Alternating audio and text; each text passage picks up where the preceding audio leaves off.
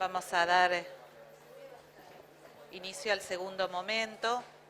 Este segundo momento, a diferencia del primero, les comento, tiene la idea un poco de debatir y reflexionar sobre los tópicos que estuvieron tratando los invitados anteriores. Solamente los voy a nombrar y voy a dejar la palabra a nuestro entrevistador, que en este caso será Rodrigo Piñeiro, de la Dirección de Relaciones Institucionales de la Administración Nacional de Medicamentos, Alimentos y Tecnología Médica, que oficiará como facilitador y entrevistador del espacio. Y le dejo la palabra a Rodri, así él presenta a los invitados a fin de intercambiar ideas y reflexionar al respecto del tópico que nos convoca. Adelante, Rodri. Bueno, buenas tardes, muchas gracias a todos. Sabemos que estamos todos cansados después de todo un día de congreso, ya nos está tocando el final, así que muchas gracias a todos por continuar acá escuchándonos. Gracias, por supuesto, a los invitados. Ahora los voy a presentar con esta parte del conversatorio que tiene que ver con la toma de decisión del consumidor, ¿no? ¿Qué desafío se presenta? Estuvimos viendo mucho etiquetado, ahora lo vamos a abordar, me parece que es interesante, pero primero quería ir presentando a quienes me acompañan. Primero, Laura Romano, es licenciada en Nutrición, directora de Integral Nutrición, columnista de nutrición de Telefe Noticias, creadora de la cuenta de Instagram Integral Nutrición, que cuenta con más de 680.000 seguidores, creadora de Íntegra, una marca de alimentos saludables, creada a partir de la tabla nutricional con ingredientes 100% naturales. Y acá hago un paréntesis para pedirle perdón a Cebus, ¿no? Después de que nos acaba de dar la charla de publicidad, pero bueno, estamos en clima. Por otro lado, Sergio Mohamed, ¿sí? Él es abogado, se especializó en tributación en la Facultad de Ciencias Económicas de la UBA, está con la PTCina en preparación, es ex docente de la UBA en Derecho Constitucional y Finanzas Públicas. Desde hace 10 años se dedica a la educación y divulgación legal con Derecho en Zapatillas, que es un medio que se emite por distintos canales y formatos diferentes, y muy activo en redes sociales. Es un paréntesis mío. También es docente de la Miami Ad School, donde ven algunos aspectos de publicidad, incluyendo la publicidad de alimentos, tendencias y regulaciones. Cualquiera si me voy equivocando. Y por otro lado, finalmente presentamos a Claudia Collado, es presidente de Acción del Consumidor Adelco. Es abogada, profesora en Ciencias Jurídicas, Políticas y Sociales. Es presidenta de Adelco, como mencioné, tiene 35 años de experiencia en protección y defensa de los consumidores en Argentina y otros países de América Latina y del Caribe. Participó en procesos de formación de organizaciones de consumidores en Colombia y Guatemala, fue coordinadora del programa de servicios públicos de la Oficina para América Latina y el Caribe de Consumers International y ha profundizado en temas de participación y representación de la sociedad civil, agua como derecho humano, RSE y responsabilidad social ambiental. Ellos me acompañan acá para empezar a abordar este tema, este conversatorio que tiene que ver con las decisiones informadas que tomamos a partir del etiquetado y el rotulado de los alimentos. Recientemente bajaron, ¿no?, un grupo de exposiciones, me parece que en este contexto es importante porque se fueron mencionando diferentes temáticas que vamos a empezar a conversar. La idea de esto es la participación desde la conversación, desde la puesta en pensamiento, en reflexión de estos desafíos que se nos presentan y que se nos presentan a nosotros como organismo, inclusive como ANMAT, ¿no?, como organismo regulador. Y en esto, mientras estamos escuchando las charlas, me pareció muy importante algo que dijo, si no me equivoco, la licenciada Nora Engo, ¿no?, de la COPAL, donde tocaba el tema de educación y de información en este contexto, ¿no? Entonces uno se plantea ¿qué sabemos del etiquetado? Tenemos mucha información, pero realmente sabemos cómo leerla, sabemos cómo interpretarla, ¿no? Y en eso esperamos empezar a conversar en estos temas. ¿Cuánta información tiene la etiqueta, no?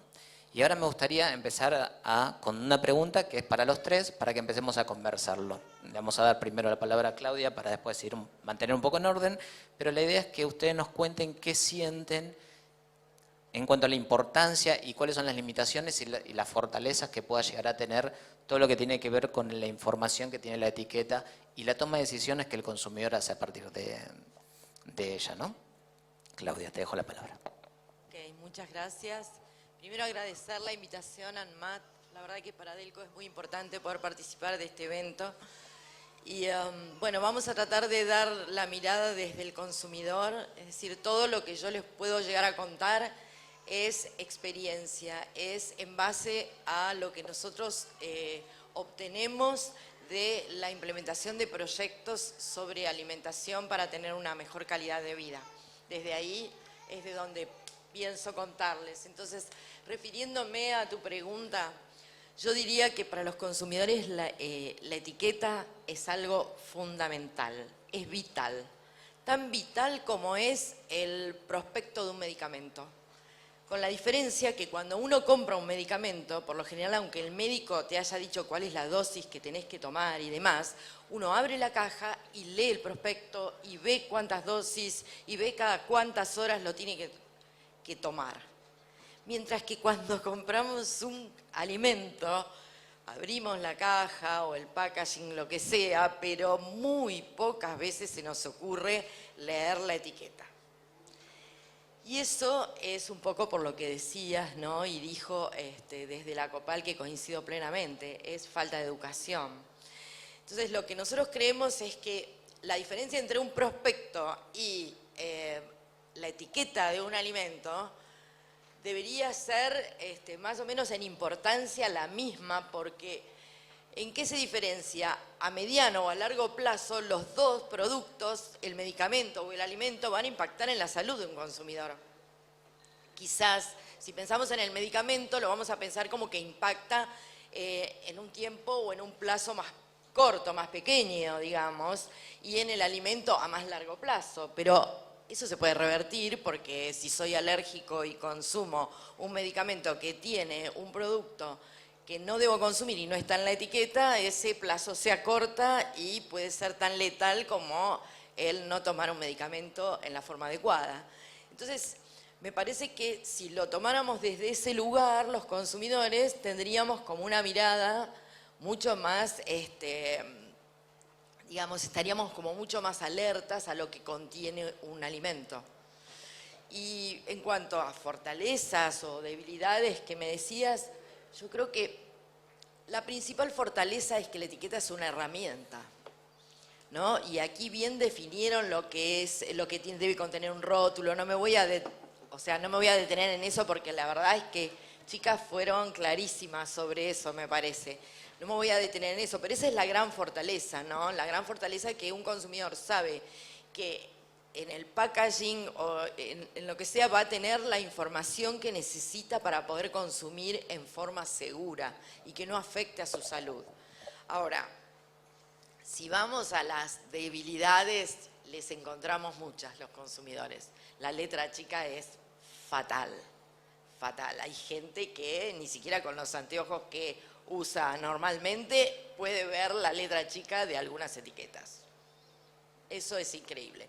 Y lo que nos parece más, digamos, una debilidad como más, todavía aún más grave que lo de la letra chica, es el hecho de que las etiquetas no están pensadas para todos, no son etiquetas inclusivas de ninguna manera. Hay niños que todavía no saben leer, que van a comprar en el kiosco de su escuela, por ejemplo, y que todavía no saben leer. Hay adultos que no saben leer en nuestra sociedad.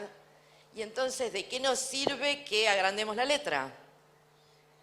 No sé, deberíamos buscar algo, y no me quiero meter, porque no es el tema específico, pero sí tocarlo de costado al tema del etiquetado frontal, ¿no?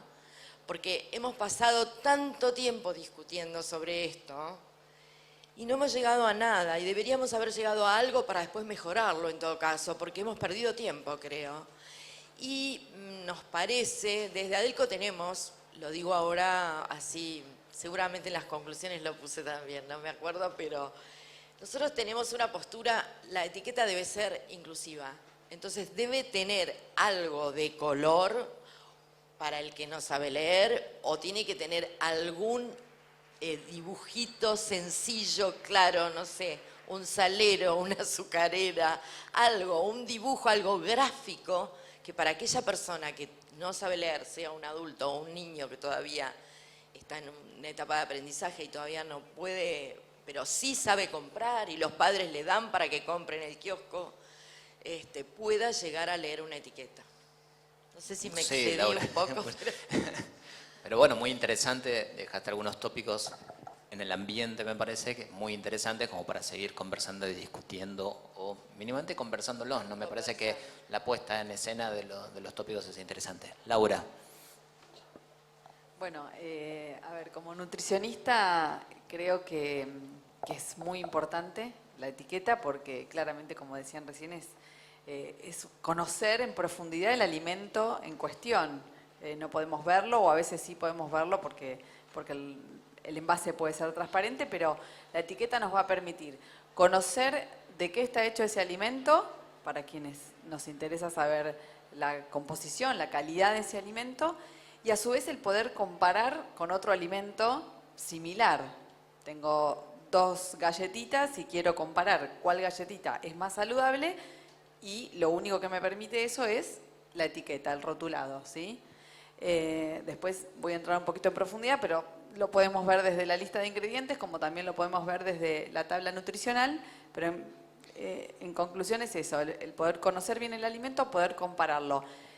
Y justamente creo que las fortalezas y las debilidades vienen más o menos por el mismo lado, porque como fortaleza es que tenemos mucha información y que eso está buenísimo, y la debilidad es justamente que tanta información es muy difícil de expresar, de entender, que hoy como están las etiquetas, no, o sea, es más una debilidad que una fortaleza tener tanta información, porque la mayoría de las personas no pueden entender toda esa información. Necesitamos que la información sea más clara, más precisa, y mientras tanto, todos como comunicadores debemos enseñarles a los consumidores a entender las etiquetas.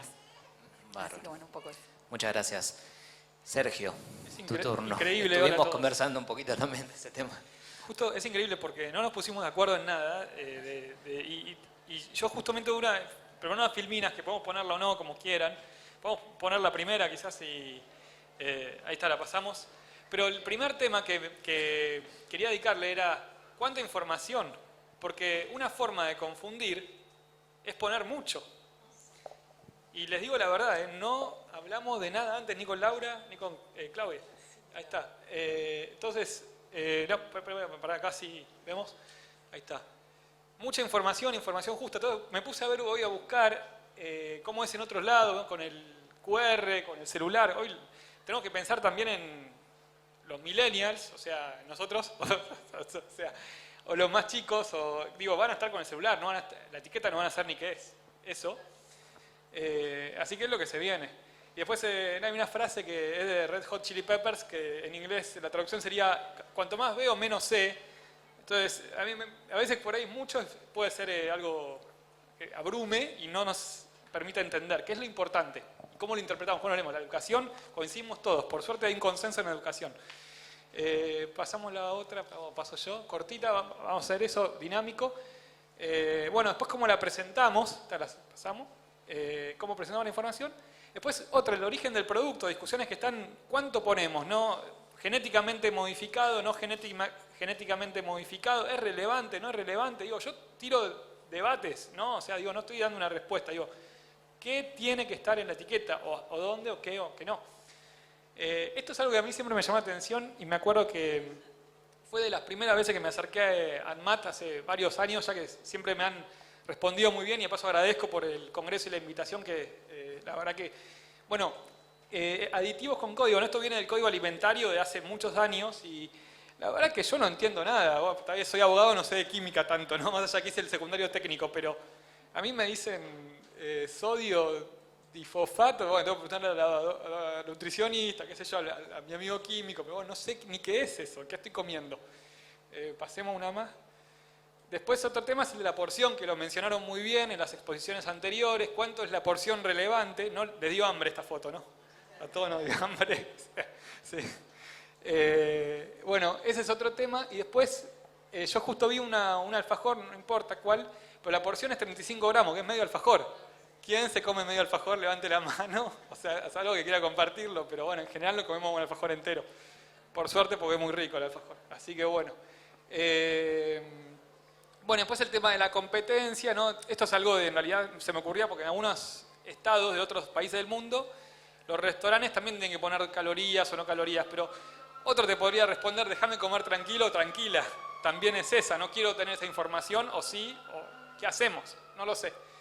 Y pasamos. Bueno, después este es un temón, el de los alimentos genuinos versus los similares, ¿no? Que a veces estuvo en redes el queso que es rallado, el rallado, eso es un tema. Este es un queso que nada, no es de acá, pero no quise poner ejemplos de acá, pero para ponerlo genérico y un tema de educación, no. Pero bueno, ese es un queso rallado, ese es un queso, digamos, pero hay algunos que no son queso.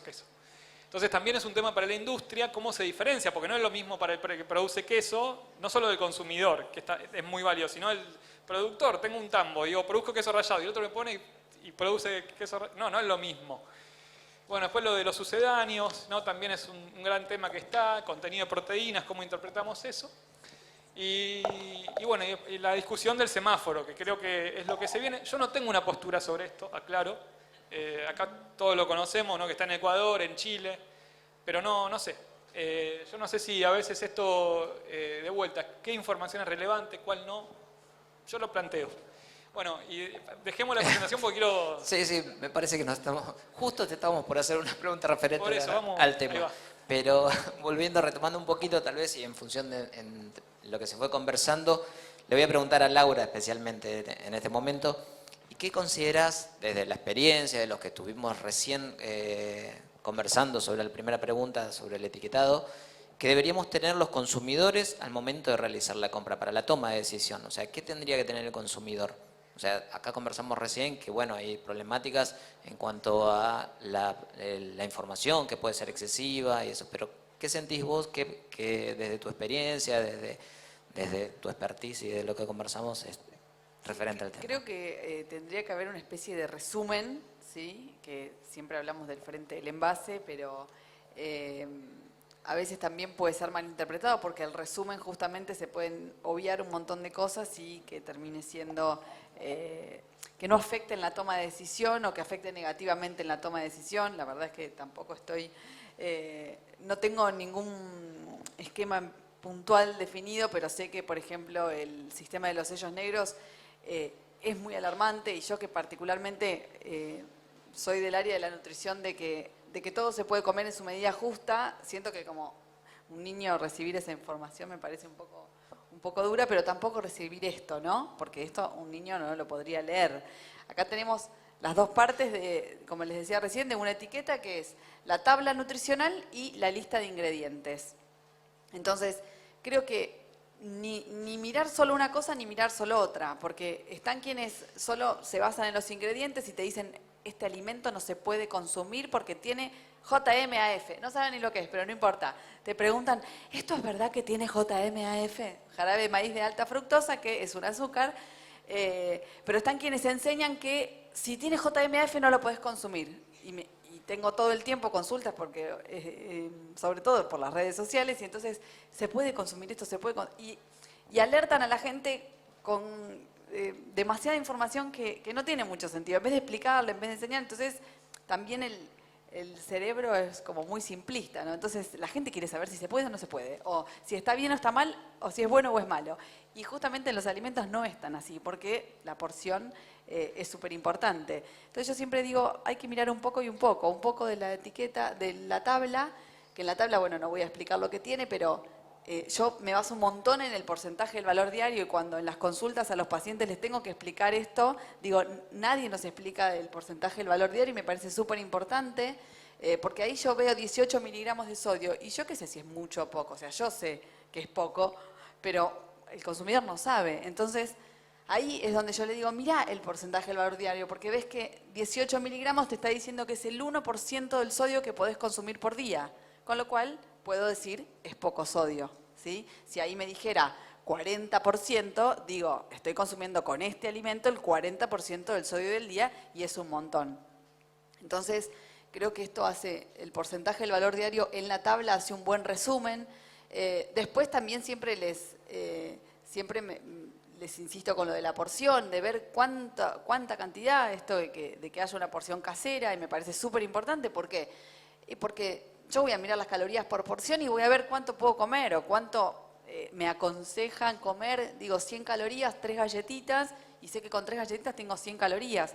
Como decían recién, si a mí me dice cada 100 gramos me va a decir 500 calorías, y la gente no sabe, pero 500 calorías suena un montón, pero no sé cuánto voy a estar comiendo. Entonces la porción me parece súper importante.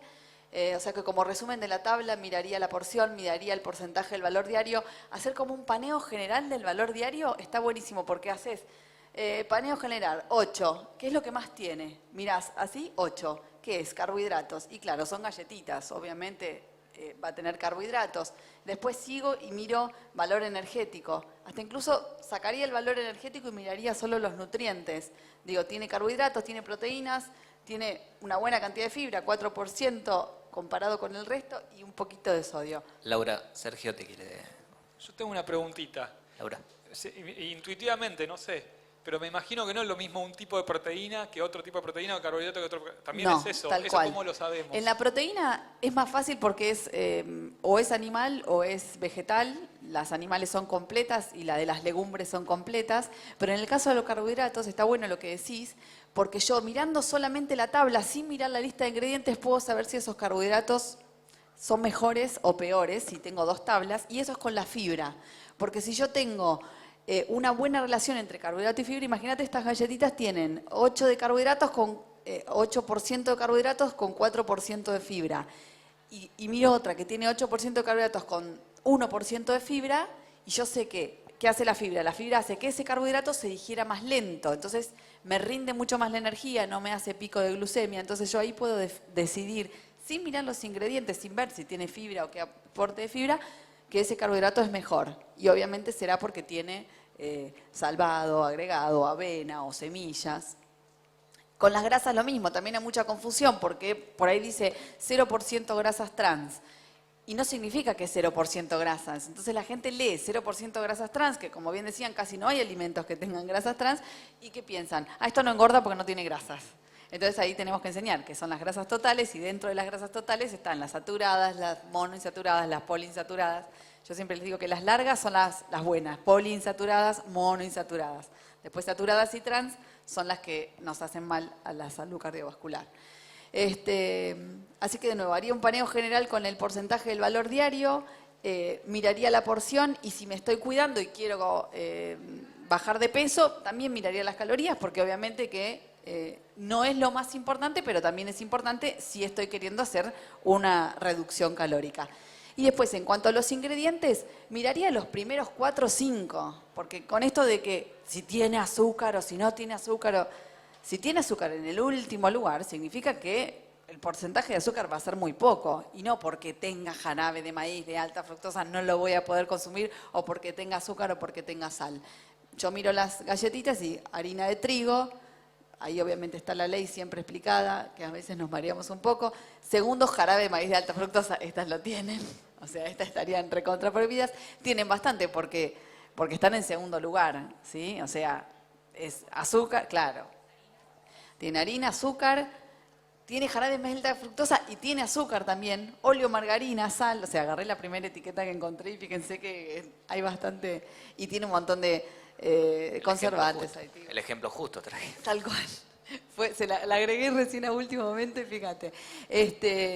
Pero bueno, ni quedarnos con una cosa ni quedarnos con otras, pero hacer un paneo general. Porque si no, si en cada cosa que voy a comprar en el supermercado me detengo a mirar con detalle ambas cosas, estoy 2 horas. Pero puedo hacer una mirada general si tengo unos buenos anteojos de ambas cosas. ¿Sigo? Sí, sí. Dale. Bueno, esta es otra típica confusión, lo de light o dietético, ¿sí? Para ser simple, lo dietético es todo lo que está modificado. Puede ser adicionado, como puede ser reducido. Por ejemplo, un alimento que está fortificado es un alimento dietético. Un alimento libre de gluten, apto para celíacos, es un alimento dietético. Lo que pasa es que se confunde con el término diet, por eso siempre quiero hacer la aclaración que no significa que dietético no significa que sea para bajar de peso, que sea sin azúcar o que sea bajo en calorías. Light sí es un alimento que está reducido, tampoco significa que light es cero, ¿ok? Por definición es reducido en un mínimo de un 25% respecto al producto original. Yo tengo el queso regular y el queso light va a ser menos que ese queso regular. Pero imaginemos un queso cremoso. Existe el queso tipo doble crema light. No significa que sea 0% ni que sea recontra bajo en grasas, sino que de la versión original, el light está reducido en un 25% en grasas. Una acotación, que también es un lío comparar. Porque vos vas a la góndola y tenés 40 marcas, o por suerte hay 40 marcas, a veces hay 5, 2, 3, pero agarra el envase, se te caen todos ya cuando quisiste comparar. No, de los quesos pasa eso. El que compara y que sabe un poco, le da un poco de bolilla. Sí, tal cual. A mí a veces me pasa que estoy en el supermercado y estoy horas porque empiezo y hay un producto nuevo y busco y la versión y busco a ver si está mal, porque también pasa eso. A veces hay etiquetas, yo en las dietéticas me vuelvo loca porque la dietética está tipo, bajan la etiqueta de internet a veces en productos que ni siquiera les da la cuenta de las calorías totales con los gramos de carbohidratos, proteínas y grasas, pero bueno, en fin. Entonces, dietético es modificado y light es reducido, que puede ser en calorías, pero puede ser light en sodio, por ejemplo, de unas galletitas sin sal y puede decir light. Entonces hay que mirar y tiene que aclarar, ¿light en qué? Después, una típica comparación que también quería como mostrar desde la parte nutricional un poco del desenmascarar alimentos o del comparar. Fíjense esto, una mermelada de frutilla común orgánica, podría decirles, o una mermelada tipo casera, era la etiqueta, y esta era una mermelada de frutilla light. Les confieso que era la que tenía en mi heladera, que ya la voy a dejar de comprar, porque la nutricionista comemos mermelada light, y cuando dije, ay, voy a hacer las mermeladas, porque yo sé que la mermelada se hace con el azúcar, la fruta y pectina, que es propio de, hay frutas que ya directamente lo tienen, no hay que agregársela siquiera. Y fíjense todos los ingredientes que tenía la mermelada light. Claro, porque para lograr la consistencia del azúcar, no solamente dar sabor dulce en una mermelada, cumple una función. Entonces tiene frutilla, sorbitol, agar, ácido cítrico, sucralosa, stevia, sorbato de potasio, benzoato de sodio. Y fíjense la diferencia, que tampoco me pareció. En 20 gramos, por eso siempre también me parece re importante ver la porción, tengo 39 calorías en la mermelada común, que tiene 3 ingredientes, y tengo 28 calorías en la mermelada light. Digo, 10 calorías, ¿me van a hacer la diferencia? No, ahora si yo comparo cada 100 gramos voy a decir, wow, cuánta diferencia, y no como 100 gramos de mermelada. Y la idea también con esto es, respetando un poco las porciones, veo que puedo consumir la mermelada común sin mucha historia, hago una pintadita y listo. Porque también está el que se come la mermelada light creyendo que como es light no engorda, ¿sí? Y le hacen una montañita de mermelada. Ni hablar el dulce de leche light, no hay prácticamente diferencias y la gente se lo come a cucharadas porque es light. Es psicológico. Agrego una complejidad. También las mermeladas, se puede ver la proporción. A veces en algunas que son artesanales le ponen tanto porcentaje de fruta, que ya es un paso más allá. Yo creo que estamos todos a favor de que haya mucha información, el tema es saber leerla. Pero yo creo que coincido con vos, me quedo con la común y total, ¿cuánto comés? O sea, y es algo más como natural quizás. Y además que tiene mucho más sabor, me ha pasado de que, porque de verdad, o sea, tara de la nutricionista, la leche descremada y la mermelada light, no sé por qué, que lo voy a dejar de hacer, pero de que me hayan regalado una mermelada así tipo casera y digo, wow, qué rica, es como que la mermelada light dejó de... Claro, conocí el sabor. Y le pones menos, porque es mucho más dulce, es mucho más fuerte, mucho más...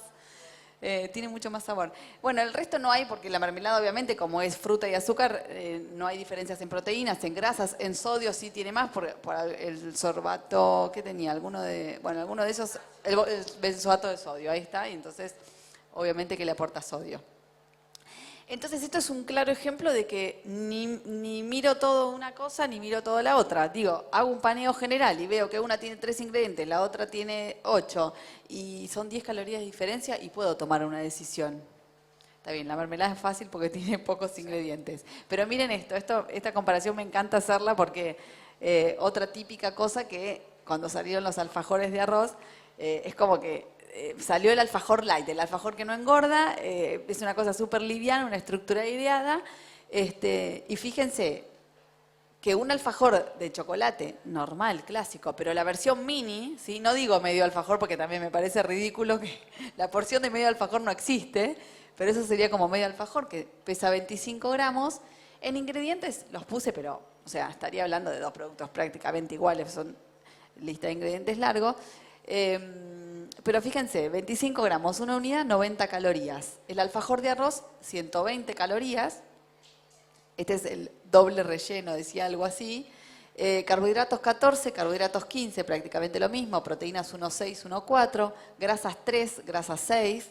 Fibra 0, fibra 1, tampoco hay mucha diferencia. Sodio, casi lo mismo. Pero fíjense que estoy hablando de que un producto que tiene como más publicidad de light y que tal vez uno o se come más, porque me ha pasado 1000 veces de escuchar pacientes que se comían 3 alfajores de arroz queriéndose comer un alfajor, y un alfajor normal tampoco es que es tanto, en vez de 90 tiene 180, 200 calorías, que para una merienda está perfecto, y capaz se comían 3 alfajores de arroz queriéndose comer el alfajor normal y privándose del alfajor normal, y ahí también juega toda una cuestión en la cabeza donde vos estás comiendo algo, pero en realidad vos estás queriendo algo, pero le das a tu cerebro otra cosa. Y yo digo que el código de barras es como que tira error. Y eso después, todas esas veces que vos quisiste comer algo y comiste otra cosa, todas esas veces que tu cerebro registró ese código de barras erróneo, después te lo va a cobrar. Y el día que agarres la caja de alfajores, no te quiero contar. La vas a agarrar todo junto. Olvídate, y no vas a agarrar el chiquito, vas a agarrar el triple y no vas a poder parar. Y capaz que esa restricción después te terminó generando mucho más deseo por un alimento que antes no te generaba nada, y tal vez en una dieta o leíste en algún lado que esto no se puede comer y te privas de comerlo, después termina siendo peor. Bárbaro, muchas gracias, Laura. Y me parece que esto nos dispara una pregunta que le queríamos hacer a Sergio. O sea, el tema de los alfajores, los light, me parece que disparó la pregunta que tiene que ver con esto. En el momento de compra, con qué engaños, qué confusiones se nos presentan a los consumidores. A ver si nos podés silvanar un poquito. Vos ya diste un adelanto en un momento. Me parece que la exposición de Laura va mucho también en ese camino, en las confusiones, pero te queríamos invitar a eso. La verdad que hay algunas cosas puntuales que pasan, digamos, errores en un lote o en un producto, pero en general se solucionan porque si la empresa tiene buena voluntad, digamos, algún producto que justo no salió bien, entonces dejando de lado esos casos que la verdad que son menores.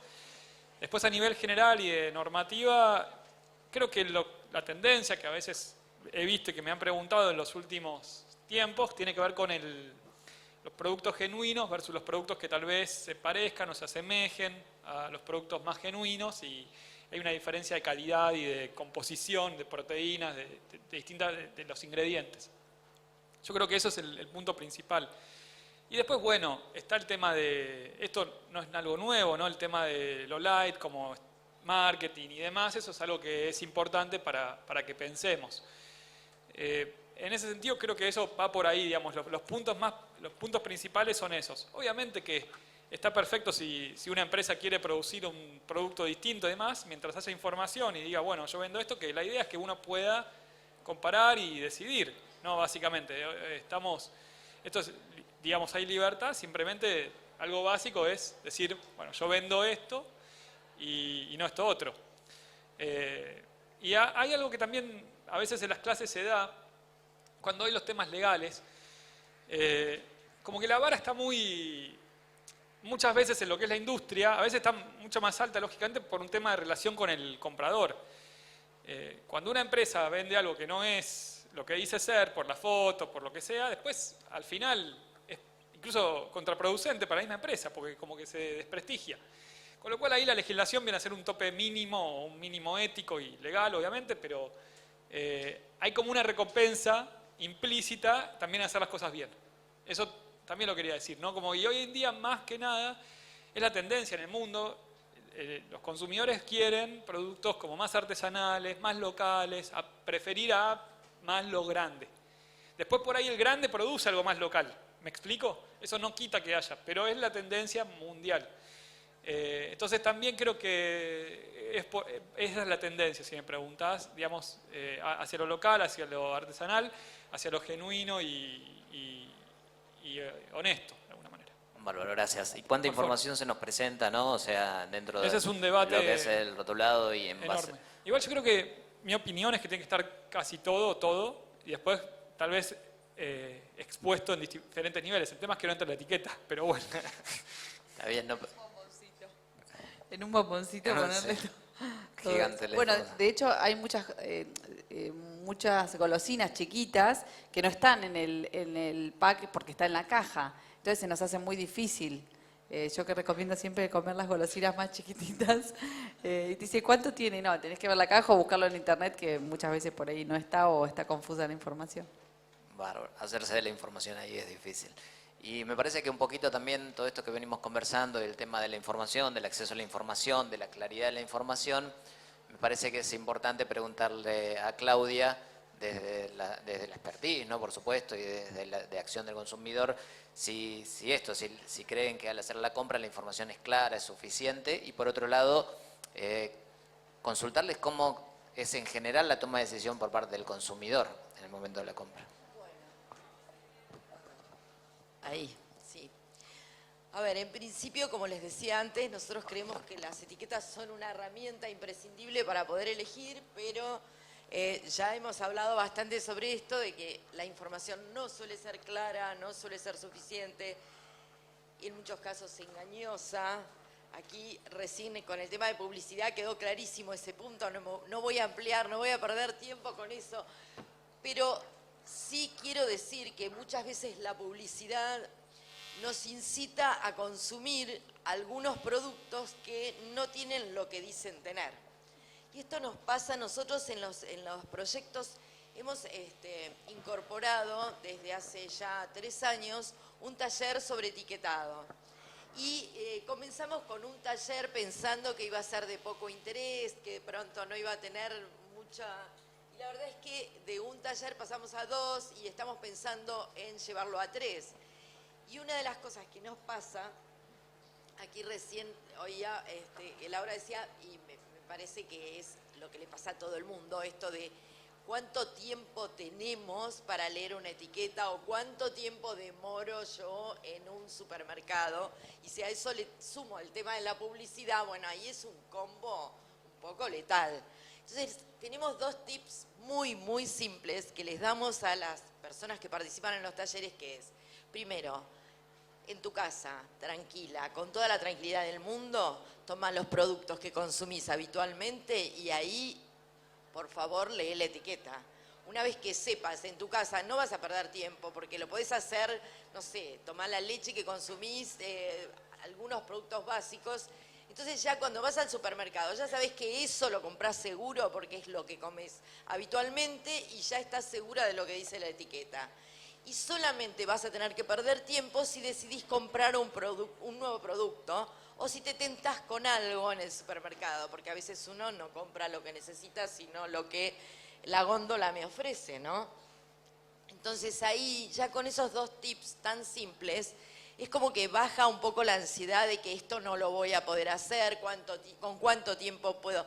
Yo voy a hacer las compras volando, salgo de trabajar y no tengo tiempo. Bajamos como la ansiedad en ese sentido y después trabajamos un tema que es importantísimo sobre la publicidad porque les hacemos llevar al primer taller 1 o 2 productos o los que quieran que consumen habitualmente. Entonces llegan con esos productos y la mayoría comenzó a consumirlos porque vio una publicidad atractiva.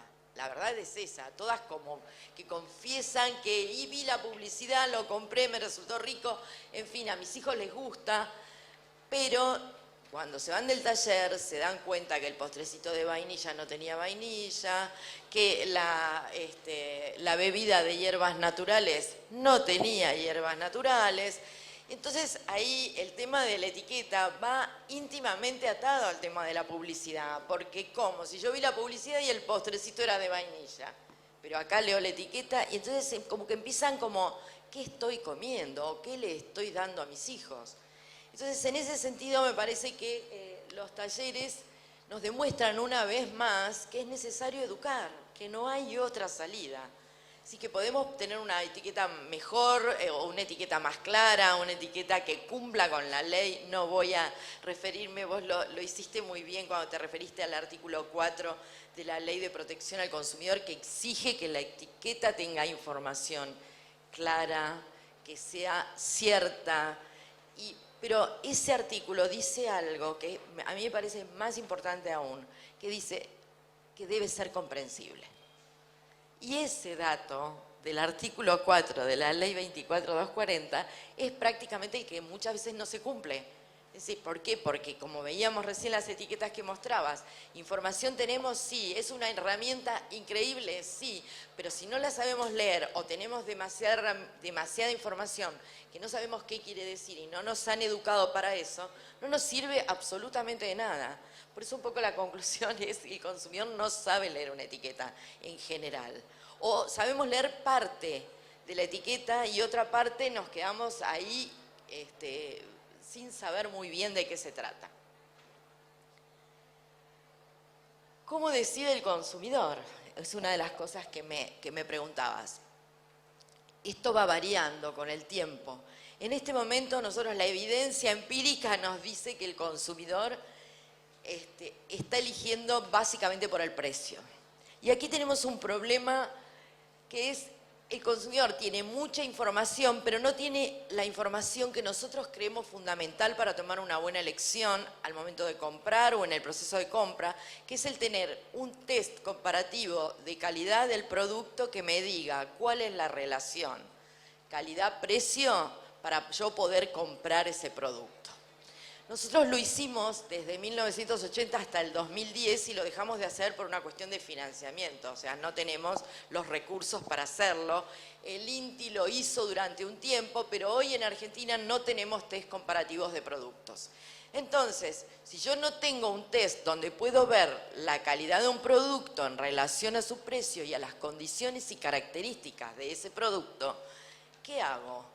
Y si no tengo mucho dinero y tengo que consumir, voy a lo básico, voy al supermercado y solamente me fijo en el precio.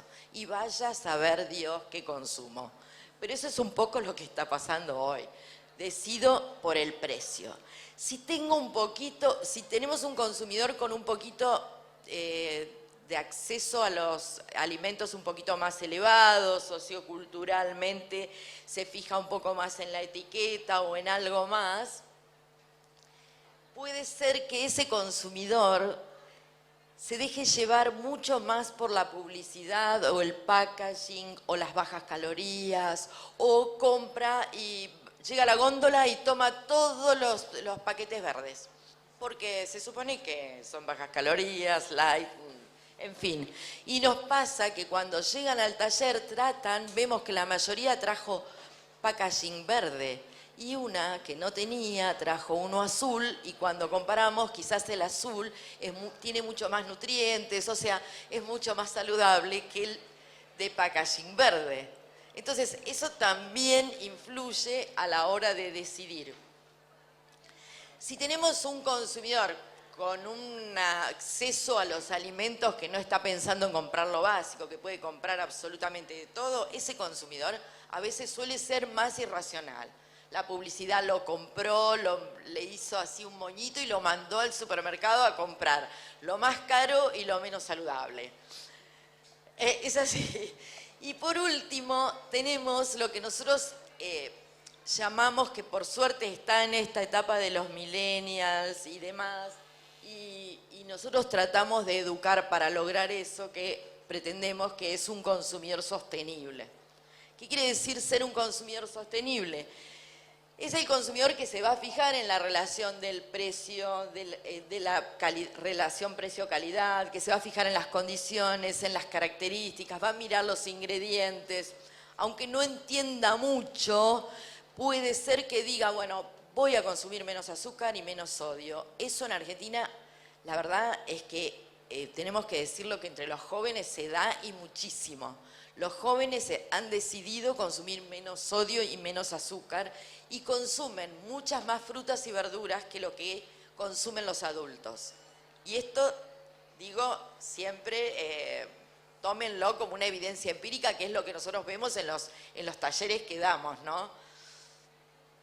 Y por último, es lo que nosotros llamamos consumidor extremo, que es una categoría que se está hablando mucho en Europa, sobre todo en países más desarrollados que el nuestro, que está dado por, yo ahí puse 2 categorías nada más, que son las que más se dan aquí en Argentina, que son los vegetarianos o los veganos, que realmente esos extremos, pero en el buen sentido, no en el sentido despectivo, sino que realmente antes de consumir un alimento se van a fijar en todo, absolutamente. Entonces yo no sé si no se van para el otro lado o no, eso habrá que verlo. Ahí termina comiendo una serie, un grupo muy acotado de alimentos, obviamente, pero bueno, ya su alimentación es así. Es posible, pero en Europa hoy está de moda decir soy un consumidor extremo.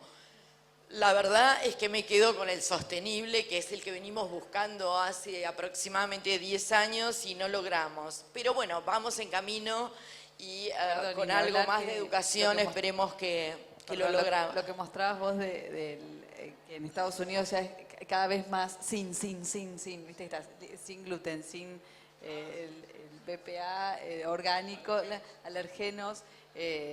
Y no sabemos si sirve o no, o en cuanto a, no sé, al orgánico o no orgánico, no hay evidencia científica de que consumir orgánico sea más beneficioso para la salud, pero no importa, dice sin, voy por este. Exacto, y no hay evidencia científica, pero sí podemos decir aquí en elección que quizás a veces es terrible, ¿no? Pero quizás una persona que padece una enfermedad, un diabético o que es alérgico a un determinado ingrediente es el más consciente y el que mejor sabe leer la etiqueta, ¿no? Entonces lo que tenemos que tender es a educar para no leer la etiqueta cuando estamos enfermos, porque de eso se trata, el impacto en la salud de lo que consumimos se va a dar. Esto es más o menos, les quería mostrar lo que nosotros tratamos de hacer en nuestros proyectos. Fundamentalmente lo que tratamos de hacer es cambiar hábitos alimentarios para que los consumidores lleguen a tener mejor salud. Entonces, en ese cambio de hábitos alimentarios, tratamos de que se incorporen hábitos más saludables, más sostenibles, que incorporen otros ingredientes. En la mayoría de los proyectos, las personas cocinan en los talleres, entonces traen una receta propia y nosotros tratamos de cambiarle los ingredientes que utilizan habitualmente por ingredientes más saludables. Entonces ahí aparecen estos espacios de reflexión donde se reflexionan sobre hábitos de consumo. Ay, perdón, pero vengo saliendo de una gripe. Reflexionamos sobre valores para consumir en forma responsable, cómo hacer un proceso de compra responsable, cómo lograr tener un presupuesto familiar equilibrado, que muchas veces no comprar un alimento caro implique salirnos del presupuesto que tenemos, porque muchas veces no es el que tiene la mayor cantidad de nutrientes o el alimento más saludable que podemos comprar para nuestros hijos. Y así, bueno, promovemos el consumo de productos y servicios seguros y también acá incentivamos a que tengan un espíritu crítico sobre aquellos productos que consumen y que dañan al medio ambiente, ¿no? Que eso también para nosotros es muy importante. El packaging y...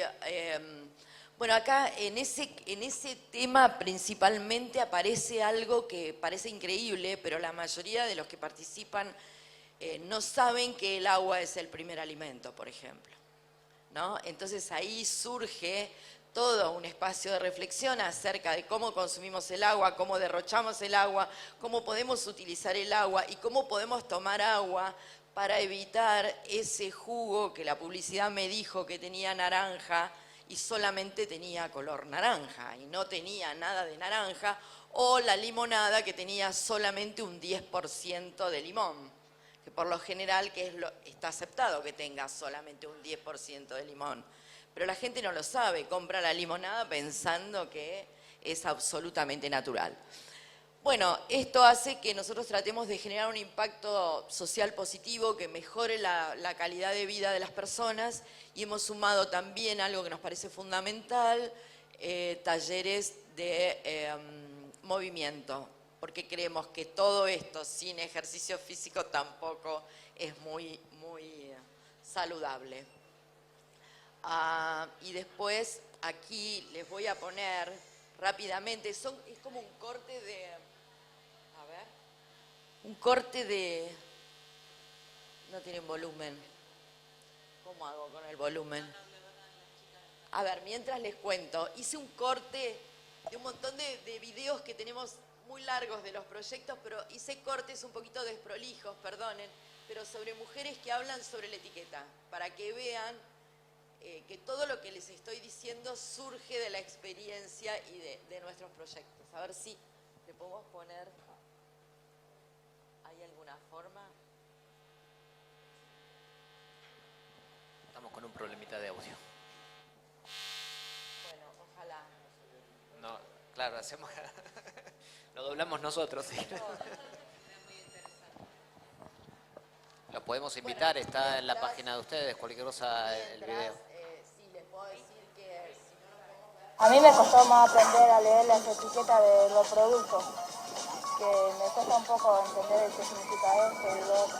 Se enseñó a leer lo que nosotros nunca habíamos leído, por ejemplo, la tabla de valores en los productos.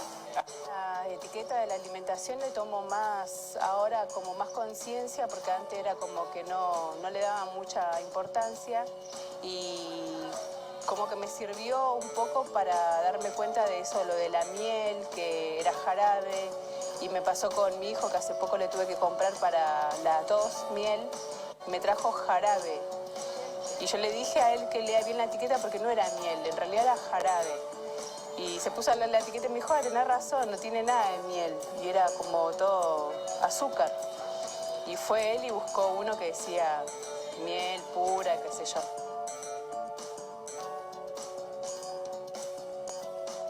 Y lo más interesante fue leer las etiquetas. Me llamó mucho la atención el tema de la fructosa, del azúcar, de todo el azúcar que incorporamos a nuestro cuerpo y no nos damos cuenta.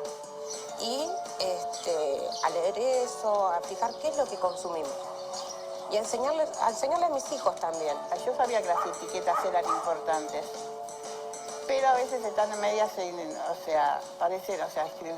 lees cosas que no tienes ni idea de qué se tratan. Leo las etiquetas de los productos para ver cuánta cantidad tiene azúcar. A mí me costó más aprender a leer las etiquetas de los productos.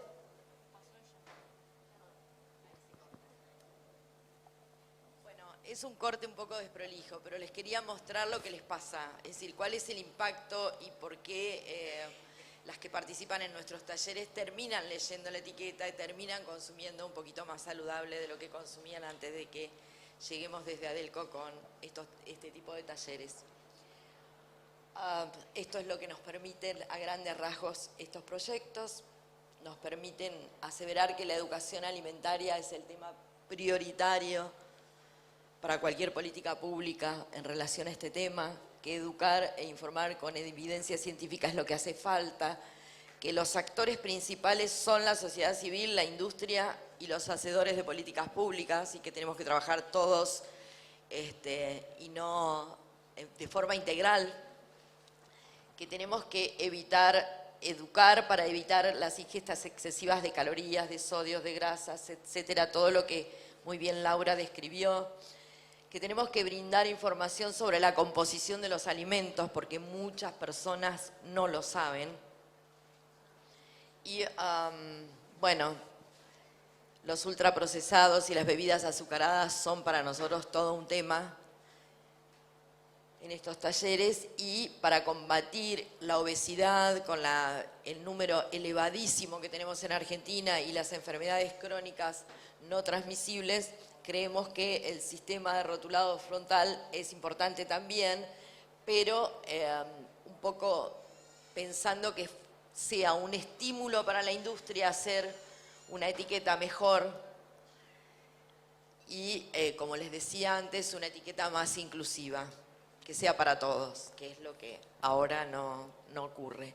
Y tengo unas conclusiones, pero no sé, vos me dirás si después hacemos conclusiones o no. Vamos, igual justo ahora vamos a ir justo haciendo el cierre por una cuestión de tiempo, agradeciendo a todos que todavía están acá participando, la participación de Sergio, Laura y Claudia, y invitarlos también un poquito a esta conclusión final. Y desde nosotros como agencia reguladora me parece que es importante todo lo que nos llevamos como pensamiento, como desafío, ¿no? Como para trabajar fuerte desde INAL, desde ANMAT, desde toda la administración, de todos los ámbitos. Invitarlos un poquito entonces a la reflexión final, si quieren compartirla, si tienen, pero me parece que es importante todo esto que se vino conversando, ¿no? En cuanto a la información, claridad de la información, en cuanto al acceso a la información, a la educación misma, ¿no? Que esto se estuvo conversando, la importancia de un consumidor empoderado, ¿no? Bien informado y que sepa qué es lo que está mirando, qué es lo que está viendo, ¿no? Más allá de lo que uno le brinde, el otro lo tiene que tratar de resolver, ¿no? Y eso es importante. Ahora, de mi lado, cortito, agradecer. Sinceramente, esta iniciativa del Congreso que hace ANMAT es fundamental. Gracias a la gente, Evangelina, Rodrigo, a los compañeros acá en el panel, y a ustedes por estar. Y la verdad que, como cierre, creo que es pensar cómo somos creativos en la comunicación. Es un paso para comunicar bien, para que sea accesible, para que sepamos distinguir los diferentes alimentos según las diferentes realidades que tiene cada persona, porque no es lo mismo cada lugar del país, es muy diversa, Argentina es muy diversa.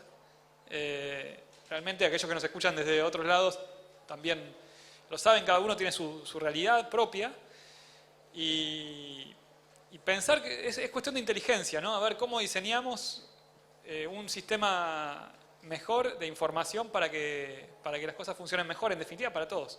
Yo creo que es por ahí. En eso creo que tiene que haber consenso, por lo menos hay muchos consensos que se pueden lograr y es trabajar. Así que ojalá que esté esa posibilidad. Gracias. Gracias. Bueno, también agradecerle a todos, ya estamos en el final del día, a ustedes por darle un poco esta mirada desde lo nutricional y creo que respecto al etiquetado y haciendo un poco la conclusión, trataría de no irme a los extremos, así como nutricionista siempre promulgo la enseñanza de hábitos saludables sin caer en dietas extremas, sin hacer conductas extremas que terminan afectando mal a nuestra salud, porque la salud mental es parte de nuestra salud y eso nos hace mal. Creo que también que es necesario un etiquetado frontal, pero me encantaría que no nos vayamos a los extremos en el etiquetado, ni que termine siendo todo un demonio, que haya alimentos malos y alimentos buenos, que los consumidores podamos tener un término medio y poder tener un pensamiento crítico y una mirada crítica de un alimento y poder decir, esto es bueno por esto y es malo por aquello, y en conclusión, bueno, lo llevo porque me resulta para esto, que no es todo tan lineal y que tratemos de hacer conductas que sean sostenibles a largo plazo. Como lo digo siempre con la alimentación, que los hábitos duran para siempre, creo que en esto también lo es, y que busquemos un método de etiquetado frontal que pueda ser útil y que sea sostenible en el tiempo y que sea más fácil. Muchas gracias. Gracias. Claudia. Tenía aquí algunas conclusiones, pero yo me voy a detener en una sola, que es la que venimos pidiendo hace aproximadamente 15 años. Nosotros necesitamos que alguien nos escuche alguna vez y se haga una campaña pública, privada, sobre esto, sobre el tema de alimentación. Creemos que es una campaña que se tiene que llevar adelante desde el Estado, con la industria y con la sociedad civil. ¿Y por qué decimos con el Estado? Porque el Estado tiene las herramientas para llevarla adelante, porque tiene los medios públicos masivos de comunicación para hacerlo. Si nosotros podemos llegar con los proyectos que tenemos a una determinada cantidad de gente, pero no llegamos a todo el país. Y la verdad es que dependemos del financiamiento externo. Les digo porque nosotros, por ser organizaciones de consumidores, no podemos recibir dinero de empresas ni de partidos políticos, solamente del Estado. Y el Estado se acuerda poco de las organizaciones de consumidores. Entonces, con financiamiento externo, todos estos proyectos que les cuento, los hemos estado haciendo con financiamiento holandés, no argentino. Entonces, una campaña para nosotros es imposible, para el Estado sería facilísimo, porque tiene desde el canal público de televisión hasta Radio Nacional y todas las radios en el resto del país. Entonces, si queremos educar sobre esto, el Estado tiene las herramientas, la industria podría aportar lo suyo y la sociedad civil, pero no tengo ninguna duda que si nos llaman a nosotros tres podríamos aportar y mucho en esa campaña. Entonces me parece que de todas las conclusiones, más allá del etiquetado frontal inclusivo, que creo que somos la única organización que está peleando por eso y todo el mundo, si el sello, si el color, si el negro o no, digo, me parece que esa sería como conclusión para cerrar. Ojalá alguien nos escuche alguna vez y esa campaña se pueda dar en todo el país. Gracias. Muchas gracias. Muchas gracias. Y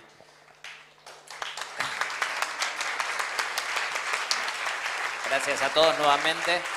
Y una última reflexión final sobre esto que mencionaste, pero bueno, este es un granito de arena que se está aportando a toda la difusión de lo que tiene que ver con etiquetado de alimentos y un gran trabajo para la agencia, ¿no? Para el desafío de pensar todo el tema de etiquetado.